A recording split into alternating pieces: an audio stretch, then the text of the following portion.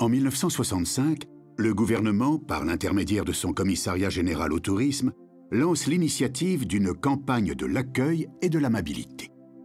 Les Anglais ont inventé le terme et la pratique du tourisme à la fin du XVIIIe siècle. Les jeunes aristocrates britanniques étaient alors invités, pour parfaire leur éducation, à entreprendre un voyage à Rome nommé The Tour. Les termes touriste et tourisme sont nés. Jusqu'à la première moitié du XXe siècle, le tourisme est réservé à la haute société. Les vertus curatives des bains de mer vont encourager les villégiatures sur les côtes. Leur fréquentation par de grands aristocrates va développer la création des stations balnéaires. Dieppe, grâce à la duchesse de Berry, Deauville, par le demi-frère de Napoléon III, Biarritz, avec l'impératrice Eugénie. Mais ce développement n'est possible que par l'arrivée du chemin de fer, qui permet de joindre le littoral à la capitale en un temps record. 4 heures sont nécessaires pour aller à Dieppe, au lieu de 12 en voiture attelée.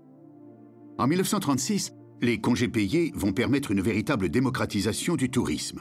Les populations laborieuses vont elles aussi profiter de la montagne et de la mer. À la fin des années 50, de grands projets sont lancés.